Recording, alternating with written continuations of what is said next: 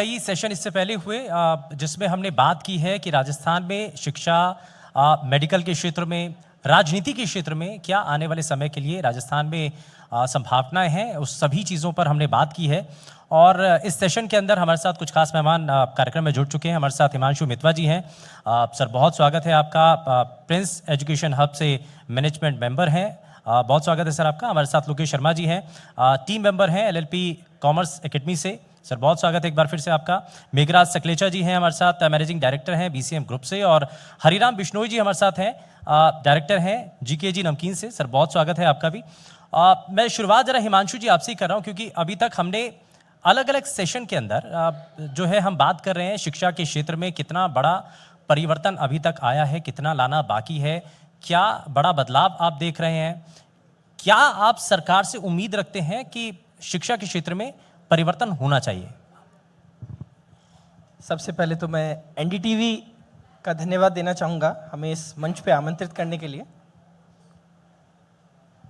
Prince education hub पिछले 27 साल से शिक्षा नगरी सीकर में अपनी सेवाएं दे रहा है।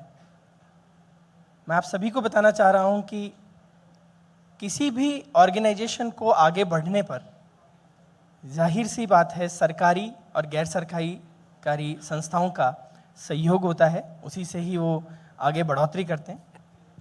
प्रिंस शिक्षा के क्षेत्र में अपनी छाप राष्ट्रीय स्तर पे दिए गए परिणामों से अपना साबित कर रही हैं। राष्ट्रीय स्तर पे नीट में पूरे इंडिया में फर्स्ट रैंक, CUT में इंडिया में first rank, NDA female category में इंडिया में फर्स्ट रैंक। ये साबित करता है कि आप जैसे गुणीजन, आप जैसे अभिभावक, उनसे जुड़े बच्चों से आगे बढ़ोतरी हो रही है। सर ने मुझे बताया कि शिक्षा के क्षेत्र में हम क्या नए नवाचार, नए आयामों को छू रहे हैं। बुनियादी शिक्षा में एकेडमिक्स, स्कूल एकेडमिक्स पे तो काम होता ही था, होता आ रहा भी है, होता रहेगा भी। साथ में उसमें क्या बदलाव किए जाएं, क्या नवाचार किए जाएं, जिससे हम लोग ग्लोबल सिटीजन्स तैयार कर सकें। क्योंकि आज की रिक्वायरमेंट है, ये देखने को चाहिए कि केवल कंपटीशन ज़माने में, कॉम्पिटिटिव एनवायरनमेंट में हमें काफ़ी हमें बदलाव की ज़रूरत रहती है।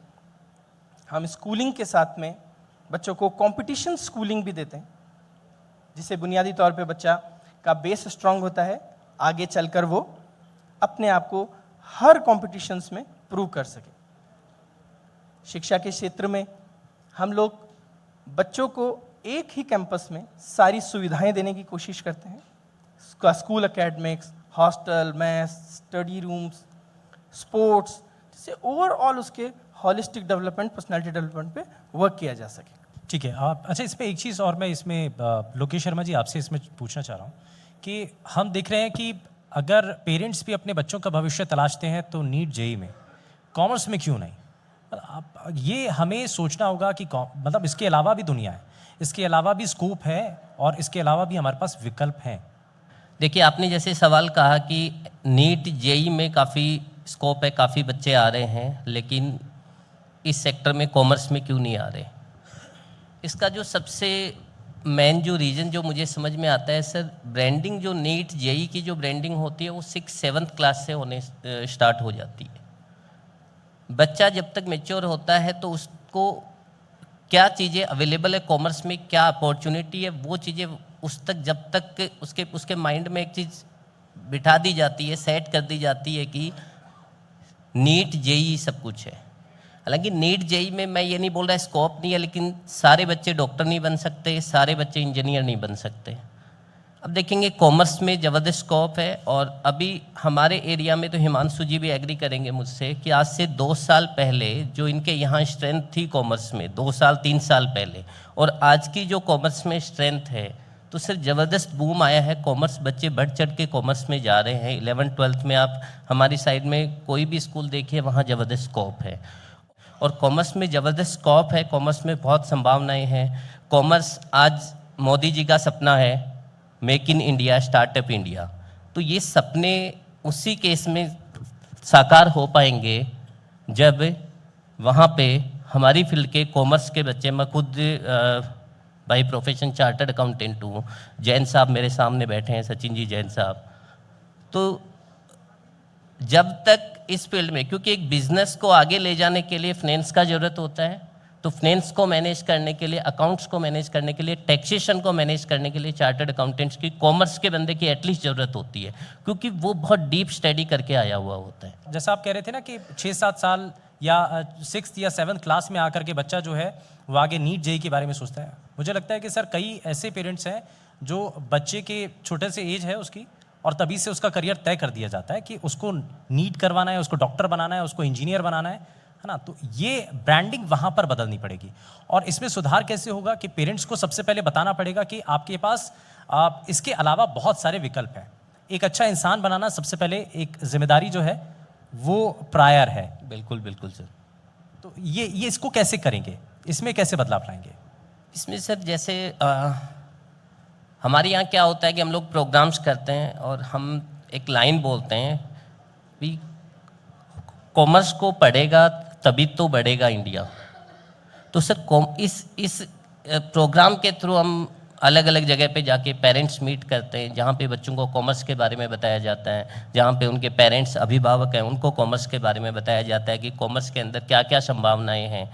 इसके लिए मैं थोड़ा सा गवर्नमेंट के भी एफर्ट्स इसके पीछे होने चाहिए कि गवर्नमेंट जैसे बहुत सारी एग्ज़ाम्स हैं, जूनियर अकाउंटेंट है, एसएससी के अंदर जो जीएसटी इंस्पेक्टर है, इनकम टैक्स ऑफिसर्स हैं, आई थिंक मेरे हिसाब से कॉमर्स को प्रायोरिटी मिलनी चाहिए वहाँ पे, क्योंकि उनके मेन सब्जेक्ट, कोर सब्जेक्ट हुआ करते हैं इनकम टैक्स, जीएसटी, अकाउंटिंग। तो ऐसी कोई जो गवर्नमेंट जो वैकेंसीज हैं उसमें भी इस सब्जेक्ट को प्रायोरिटी देनी चाहिए। तो ये सब अवेयरनेस लाने की ज़रूरत है पेरेंट्स को। अलग अलग तरीके के government scheme, government school level से ये कैंपेन स्किल बेस्ड एजुकेशन को प्रमोट करना चाहिए, जहाँ पे अकाउंटिंग, टैक्सेशन का प्रैक्टिकल एस्पेक्ट को कवर किया जाए, ऐसी चीज़ें होनी चाहिए। ठीक है, मैं इसमें जरा मेघराज सकलेचा जी को जोड़ लेता हूँ। इसमें मेघराज जी एक चीज़ ये इसके बाद जो हम बात करते हैं कि इंफ्रा को कैसे मजबूत किया जाए, बुनियादी चीज़ें कैसे डेवलप की जाएँ, रियल सेक्टर में, रियल स्टेट सेक्टर में क्या हमें चीज़ें हैं जो नज़र आती हैं जो जयपुर के लिए, राजस्थान के लिए बड़ा ज़रूरी है? अभी तो हमारा बिजनेस मतलब पाली जालोर से ही है, पश्चिमी राजस्थान में। रियल इस्टेट तो अभी तो बिजनेस बढ़िया है। कोरोना के बाद में जो राजस्थानी बाहर रहते हैं वो राजस्थान में निवेश करने लग गए। हर व्यक्ति की सोच होगी कि राजस्थान में मेरे को एक प्लॉट, मकान, फ्लैट होना चाहिए, तो बेहतर ही लग रहा है। अच्छा, क्या चैलेंजेस क्या आते हैं, क्या परेशानी आते हैं अगर कोई शुरुआत करता है, जैसे आपने भी शुरुआत की, तो कुछ परेशानियाँ आई? कैसे आगे अपने बिजनेस को ग्रो करने के लिए आप कोई आइडिया देना चाहते हैं जो आपने अपनाया? सर हमने तो एक नया आइडिया लेके आए थे पाली के अंदर, किस्तों में प्लॉट दिए हमने, जबकि सारी जगह प्लॉट रोकड़ में बिकते थे। हम 2014 में प्रॉपर्टी लाइन में आए, वीसीएम प्रॉपर्टी की स्थापना की और 10 साल हुए, 21,000 प्लॉट हमने बेचे। एक नया आइडिया के साथ के गरीब से गरीब आदमी 2,500, 4,000, 5,000 की किस्त, मंथली किस्त में प्लॉट ले सके। उसके बाद आज उस एरिया में एक बड़ा नाम है वीसीएम का। बिल्कुल नया एरिया था, लोग 2 लाख, 3 लाख, 4 लाख एक गरीब आदमी एक साथ नहीं ला सकता है, पैसे वाले तो ले आएंगे। हमने उन लोगों को चुना जो कभी ज़िंदगी में प्लॉट ले नहीं सकते थे, मध्यम और गरीब लोगों को। इसी सोच के साथ बड़ा बिजनेस किया। अच्छा, जो लोग घर लेना चाहते हैं, अपने घर का सपना पूरा करना चाहते हैं, उनके लिए आप क्या कहना चाहेंगे? कैसे वो पूरा हो सकता है और क्या स्कीम्स हैं? घर का सपना सर, हमने अफोर्डेबल फ्लैट बनाए जिनकी कीमत 5,41,000 रुपये थे 1 BHK के शुरुआत में, अब तो 10 लाख है। 2 BHK के उसमें 8,41,000 दी, उसमें 50,000 रुपये मान लो एडवांस देना, 10%, 90% बैंक लोन थी, जिसमें भी प्रधानमंत्री मोदी की सब्सिडी थी 2,67,000 की। तो एक गरीब से गरीब आदमी 3-4 हज़ार रुपये की किस्त आती। आज किराए में लोग आप एक रूम तो भी 3-4 हज़ार रुपये लगता है पाली जैसे सिटी में, जयपुर तो महंगा होगा, तो 3-4 हज़ार की किस्त में उसके घर का सपना पूरा हो गया। तो हमने करीब 900 फ्लैट भी बनाए, डिलीवरी दे दी, लोग रहने भी लग गए, 21,000 प्लॉट बेचे हैं। अच्छा, एक लोगों के मन का सवाल मैं करना चाहता हूँ। लोगों के मन में सवाल होता है कि ठीक है, हमने इन्वेस्टमेंट तो कर दिया लेकिन पोजीशन बड़ा लेट मिलता है। ये कई जगहों पर परेशानी आती है, तो इसको क्या, इस पर आप क्या कहना चाहेंगे? सर अभी तो रेरा कानून लागू हो गया, पोजीशन तो बहुत ज़रूरी है और हमारी तो बिल्डिंगें पूरी भी हो गई। पहले ये तकलीफ थी, लेकिन जब 2017 में रेरा कानून लागू हो गया तभी इसमें बहुत सख्ती है। पोजीशन तो देने पड़ेगा, नहीं देने के तो बहुत पेनल्टी आया है, गिरता ही है, खूब सारे कानून लागू हो गए। अब वो पहले वाली बातें नहीं रही। तो यानी कि लोगों के मन का ये सवाल रहता था कि पहले जो पोजीशन नहीं मिलता था उसके लिए एक बाकायदा कानून बनाया गया रेरा, उसके आने के बाद से बड़ा परिवर्तन है। अभी तो इस कानून में सर, अभी आपने अगर पढ़ा तो 20-25 दिन पहले राजस्थान के अंदर प्लॉट पे भी लागू कर दिया। पहले ही लागू था फ्लैट मकान पे, आप पब्लिक से एडवांस पैसा लेते, जो भी टाइम पीरियड आपने कहा 3 साल में देंगे, 4 साल में देंगे, उस समय देना कंपलसरी था। पर अब तो प्लॉट पे भी अगर आप बेचेंगे नहीं तो उसके अंदर भी सारा डेवलपमेंट करना पड़ेगा, बेसिक इम्यूनिटी आपको जरूर देनी पड़ेगी। जरूरी है, उसके बिना आप प्लॉट भी नहीं बेच पाएंगे। हम अब थोड़ा सा आगे बढ़ते हैं। हरिराम जी हमारे साथ हैं। हरिराम जी, एक चीज़ राजस्थान में क्योंकि खान पान को लेकर के बड़ा ध्यान दिया जाता है, नमकीन के लोग बहुत शौकीन हैं और ये शौकीन आपने पूरे देश को कर दिया है और मुझे लगता है कि दुनिया के कई देशों में भेजा भी जाता है ये सामान ना, तो इसको आप किस तरीके से देख रहे हैं? सबसे पहले मैं ये बिश्नोई समाज से कम्युनिटी से बिलोंग करता हूँ। हमारे गुरु जम्बेश्वर भगवान हैं जो बहुत पर्यावरण के प्रेमी थे। मोदी जी कहते हैं कि वैज्ञानिक कह नहीं जानते थे, तब आज ये 550 साल पहले गुरु जम्बेश्वर भगवान ने ये इन चीज़ों को बता दिया था कि भाई क्या चीज़ होनी चाहिए। हम उन्हीं के अनुयायी, हम जो नमकीन बना रहे हैं वो नमकीन ऐसी बना रहे हैं जैसे अभी मोदी जी ने बोला था कि आदमी को तेल कम यूज करना चाहिए। हम राजस्थान का वो मोटा भुजिया बना रहे हैं। जब भुजिया शुरुआत हुआ था, भुजिया शुरुआत होने की एक वजह थी कि हमारे राजस्थान के जो ऊँट गाड़ों से जब यात्रा करते थे तो उनके खाने के लिए सब्जी की व्यवस्था कम होती थी, तो उन्होंने एक विकल्प ढूंढा था कि भाई भुजिए के अंदर हम मसाले भी डाल देंगे और साथ में रोटी डालेंगे तो हमारा काम पूरा हो जाएगा। तो जब भुजिए की शुरुआत हुई थी उसी कंडीशन में, उसके बाद धीरे धीरे उसकी डिज़ाइन चेंज होती हुई गई। अभी तो जैसे मान लो आलू की नमकीन बन रही है, तो वो आलू तो सेहत के लिए अच्छा नहीं है। हम वो मोटा भुजिया बना रहे हैं जिसमें तेल की मात्रा बिल्कुल कम है और हमारा टारगेट भी वही है कि हम चाहते हैं कि नमकीन खाने वाला नमकीन खाए लेकिन तेल की मात्रा बिल्कुल कम जाए। जो आज से 300 साल 350 साल पहले जब नमकीन की बीकानेर में स्थापना हुई थी तो बेसन को जब पानी में भिगो करके भूंजा गया था तब उसका नाम भुजिया बना था और वो भुजिया जाडी सेव बनी थी। और वही नमकीन हम बना रहे हैं। हम चाहते हैं कि नमकीन खाए लेकिन कम से कम वो हमारे जो पूर्वज का दिमाग था, उन्होंने सोचा कि भाई नमकीन का चटपटा होना चाहिए, तो उसी बेस पे ही हम चल रहे हैं। अच्छा, इस पे आप जब अलग अलग नमकीन भुजिया जब आप देते हैं लोगों को तो सबसे ज़्यादा पसंद कौन सी आती है और सबसे ज़्यादा फायदेमंद कौन सी है? सबसे देखो, नमकीन तो हम सब बनाते हैं क्योंकि लोगों की अलग अलग पसंद होती है, लेकिन हमारा सबसे ज़्यादा फोकस होता है मोटे भुजिए में और उसमें हम 5 तरह की वैरायटी बनाते हैं। अगर मान लो किसी को ओनियन का भुजिया पसंद है, मेरे को ओनियन खाना है, ओनियन की नमकीन चाहिए, तो वो भी हम मोटे भुजिए में ओनियन देते हैं।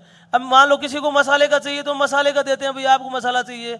अगर किसी को सादा भुजिया चाहिए तो वो भी हम मोटे भुजिए में ही देते हैं कि भाई आप नमकीन खाओ लेकिन इसमें तेल की मात्रा तो कम से कम यूज करो।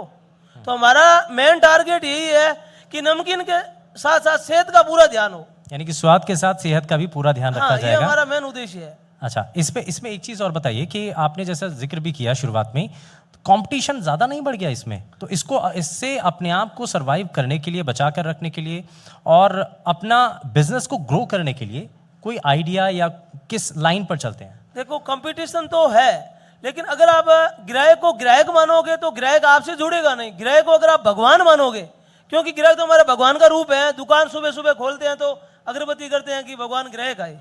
तो अगर आप भगवान के रूप ही उसी तरह का आइटम बनाओगे, ग्राहक जैसे आपका प्रोडक्ट टेस्ट करेगा, बोलेगा बहुत अच्छा है, वो दूसरे को भी बोलेगा कि भाई आपकी क्वालिटी बहुत बढ़िया है, तो वो आपके ब्रांड की प्रचार वो ग्राहक खुद करने लग जाएगा। तो हम ग्राहक को ग्राहक नहीं मानते, ग्राहक को भगवान मानते हैं। ठीक है, यानी कि ये बिजनेस का मूल मंत्र है। देखिए, मैं थोड़ा सा आगे बढ़ते हुए हिमांशु जी को इसमें वापस से जोड़ रहा हूँ। हिमांशु जी, छात्रों को कैसे तैयार किया जाए कोटा के अंदर या सीकर के अंदर या जयपुर के अंदर, जो एजुकेशन हब के तौर पर एक पहचान है, उसमें हम इस रेस के लिए बच्चों को कैसे तैयार कर रहे हैं? क्योंकि राजस्थान में जो खबरें आती हैं ये थोड़ा सा चिंताजनक है। हम इस प्रेशर को बच्चों के ऊपर से कैसे कम करें? उस प्रेशर को रिलीज़ करने के लिए हमें क्या करना चाहिए? जो इंस्टीट्यूट हैं उनको इस पर क्या और कोशिश करनी चाहिए ताकि इस प्रेशर को थोड़ा सा रिलीज़ किया जाए बच्चों के? देखिए सर, जैसा कि मैंने अपने पहले वक्तव्य में भी कहा था कि ये कॉम्पिटिशन्स का ज़माना है और जाहिर सी बात है कॉम्पिटिशन्स जहाँ होंगे वहाँ टेंशन्स साथ में चलेगी। ये टेंशन पॉजिटिव होनी चाहिए क्योंकि पॉजिटिव है तो हमसे ये अच्छे एफर्ट्स करवाएंगे। बट यही अगर ओवर प्रेशराइज्ड हो गया स्टूडेंट, अगर उसने इसको नेगेटिव सेंस में लिया तो उसके दुष्परिणाम भी पैरेलली होंगे। सर, इसके लिए इंस्टीट्यूट पॉइंट ऑफ व्यू से भी देखा जाए तो दोनों ही पक्ष, इंस्टीट्यूट और पेरेंट्स, उनका सबका योगदान रहेगा। देखिए, प्रेशर क्रिएट कब होगा? जब हम किसी की एक्सपेक्टेशन से ज़्यादा, किसी के एफर्ट्स को इतना ज़्यादा एक्सपेक्टेशन रख लें कि उस एफर्ट्स उसके उस सेम डायरेक्शन में नहीं जा पाएंगे। मान लीजिए एक मछली से आप चाहें कि वो शेर की तरह दहाड़े, तो उसके लिए वो पॉसिबल नहीं होगा। तो सबसे पहले करियर काउंसलिंग कर कर ही बच्चे की एक्चुअल एनर्जी, एक्चुअल उसके एकेडमिक स्टेटस को देखते हुए ही उसके करियर ऑप्शन की तरफ जाना चाहिए। लेकिन अब सवाल ये उठता है लोकेश शर्मा जी कि पेरेंट्स को या बच्चों को कब ये समझ में आए या कब पेरेंट्स को लगे कि अब हमें गाइडेंस की ज़रूरत है, अब बच्चे को ये पता चलना चाहिए कि इसको किस फील्ड में जाना है। ये पहले से तैयार कर लेना चाहिए या 10-12 पर आकर के हमें विचार करना चाहिए? कब सोचना चाहिए? पेरेंट्स के लिए बड़ा इम्पॉर्टेंट है। ये बड़ा इम्पोर्टेंट सवाल है सर आपका, कि जो मैंने पीछे भी कहा कि 6-7 से बच्चे को स्कूलिंग एक इम्पॉर्टेंट पार्ट होता है, जहाँ पे एक बच्चे का ओवरऑल डेवलपमेंट होता है। तो किसी भी बच्चे के लिए किसी भी स्ट्रीम से स्कूलिंग बहुत इम्पॉर्टेंट है। आजकल जो सिस्टम जो चल रहा है कि स्कूलिंग आप डमी कर लेते हैं, कहीं इंस्टीट्यूट में आप एडमिशन ले लेते हैं जहाँ पे आपका स्कूलिंग का सिलेबस हो रहा है, साथ ही साथ आप कोई भी सिलेबस की उसके साथ में तैयारी कर रहे हैं, कोई भी प्रोफेशनल कोर्स की तैयारी कर रहे हैं।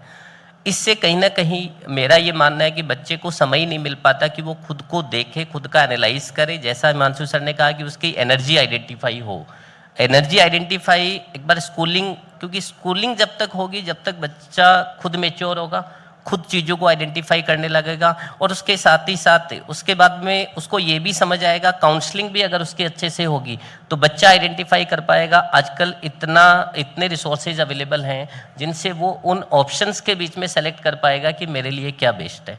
तो मेरा ओपिनियन ये है, स्कूलिंग प्रॉपर होनी चाहिए, स्कूलिंग के बाद ही बच्चे को कोई ना कोई ऑप्शन सेलेक्ट करना चाहिए। मेघरा जी, एक चीज़ बताइए कि सफल बिजनेस मॉडल क्या है, उसको लोगों तक आप पहुंचा सकते हैं, इसके बारे में थोड़ा सा बताएं। सबसे पहले सफल बिजनेस तो लोगों में अपना विश्वास बढ़ाना बहुत ज़रूरी है। कोई भी संस्था हो, जैसा भी बिजनेस हो, चाहे एजुकेशन का हो, प्रॉपर्टी का, जो भी आपके कस्टमर या स्टूडेंट है, उनका विश्वास आपके ऊपर बहुत ज़रूरी है।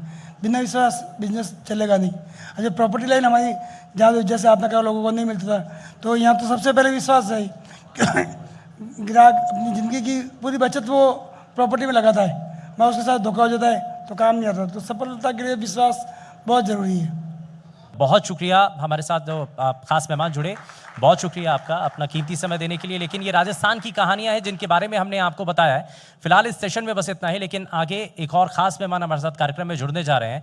नमस्कार, हमारे साथ हैं के विश्नोई जी, जो minister of state for skill, entrepreneurship, youth and sports के इंचार्ज हैं। एंड एक्चुअली मैंने सोचा कि बहुत लो प्रोफाइल रहे हैं, आई थिंक संगठन से जुड़े हुए हैं, तो सर आप बताइए, जो आपने पॉलिटिक्स में आने का कैसे सोचा? राजनीति इस शब्द को अलग अलग लोग अलग अलग तरीके से लेते हैं। मेरे मायने में तो ये एक सेवा का काम है। कुछ लोग इसमें, सुना है मैंने कई बार, कुछ उत्सुक कार्यकर्ताओं से, अति उत्साही कार्यकर्ताओं से कई बार मिलते हैं, तो चर्चा में ये भी आता है कि वो अपना करियर ढूंढते हैं इसमें, जबकि ये तो एक सेवा का काम है। और पिछले लंबे समय से, लगभग मैं जिक्र करना चाहूँगा 30 साल से भी ज़्यादा हुए हैं मेरे को व्यापार के अंदर, छोटे छोटे व्यापार के अंदर अपना कैरियर बनाते हुए, अलग अलग तरह के, कई तरह के उद्योगों में मेरा इन्वॉल्वमेंट भी रहा। आज भी वो उद्योग चल रहे हैं। तो वहाँ से खूब लंबा सफ़र था और राजनीतिक लोगों से लगातार खूब लंबे समय से संपर्क भी था, संगठन के लोगों से भी संपर्क था। व्यापार के चलते चलते, क्योंकि मेरे को व्यापार की वजह से समय बहुत कम मिलता था, लेकिन पिताजी जरूर राजनीतिक क्षेत्र में थे, वो चुनाव भी लड़ते थे, तो उनको सहयोग करने के एक उद्देश्य से लोगों के बीच में आना जाने का सिलसिला हुआ। लेकिन फिर जब लोगों के बीच में गए तो उनके स्नेह ने धीरे धीरे उधर समय ज़्यादा लेना चालू कर दिया। और तो वो बोलते हैं कि भाई लोग चाहे तो भाटेरे भी फूल लगा देवे, हाँ। मतलब कि पत्थर के ऊपर भी फूल उग जाता है। तो ये लोगों का मेहरबानी से, आशीर्वाद से सब कुछ संभव होता है। बहुत बहुत सुंदर। लोग चाहे तो भाटारे माए भी फूल लगा फूल सके। लगा दें। बहुत सुंदर उन्होंने बोला। और शायद केके जी यही राजस्थान की खासियत है। हम देखते हैं कि बीकानेर, जोधपुर, उस पूरा जो मरु प्रदेश है वहाँ से जो उद्योग सामने आया है, तो आपको क्या लगता है राजस्थान के लोगों में क्या खासियत है कि वो नॉट ओनली लघु उद्योग बट इवन बिग बिजनेसेस, देखिए आप जैसे अभी मसाले और उनकी बात हो रही थी, वो एक ब्रांड नेम बन गया है। तो क्या खासियत है मरु प्रदेश में लोगों में कि इतना सक्सेसफुल वो हो सकते हैं बिजनेस में? देखिए, मारवाड़ जनरली बाहर बैठे हुए पूरे हिंदुस्तान के अलग अलग प्रदेशों के अंदर पूरे राजस्थान को ही लोग मारवाड़ से ही जानते हैं, जबकि जोधपुर ही मारवाड़ है, उदयपुर मेवाड़ है, इधर चूरू, झुंझुनू, शेखावटी है। लेकिन फिर भी बाहर बैठे हुए व्यक्ति को, चाहे अलग अलग प्रदेशों में बैठे, वो सबको मारवाड़ी बोलते हैं। बाहर के प्रदेशों में चाहे महाराष्ट्र है, कर्नाटक है, तेलंगाना है, हर जगह पर उनको मारवाड़ी के नाम से जाना जाता है। और वहाँ पर एक कहावत भी चलती है, जहाँ ना पहुँचे बैलगाड़ी वहाँ पहुँचे मारवाड़ी। तो ये एक कहावत खुद में बहुत कुछ बताती है कि बहुत मेहनत करने वाले लोग हैं। क्योंकि आपके पास यूथ मामलात का भी एडिशनल चार्ज है एज MOS, तो यूथ के लिए आप थोड़ा सा बताइए कि रोड मैप क्या है आगे? देखिए, मैंने जैसा कि आपको बताया, अभी आपने थोड़े दिन पहले यूथ फेस्टिवल भी देखा होगा। पूरे प्रदेश से बहुत बड़ी संख्या में बच्चे बच्चियाँ सब यहाँ पर आए थे। जयपुर की इस धरती पर स्वाभिमान सिंह स्टेडियम में ही बहुत बड़ा कार्यक्रम हुआ था। यूथ के लिए अलग अलग जगह पर उनकी जो एंटरप्रेन्योरशिप है, उनको चाहे वो स्पोर्ट्स से भी रिलेटेड अपन कर लें, चाहे वो NCC, स्काउट, मतलब हर दिशा के अंदर हम काम कर रहे हैं। ऐसा कोई भी विषय नहीं। मैंने अभी मोदी जी को लेकर के बताया, हमको हमारे मार्गदर्शन करने वाले तो हमारे प्रधानमंत्री नरेंद्र मोदी जी हैं।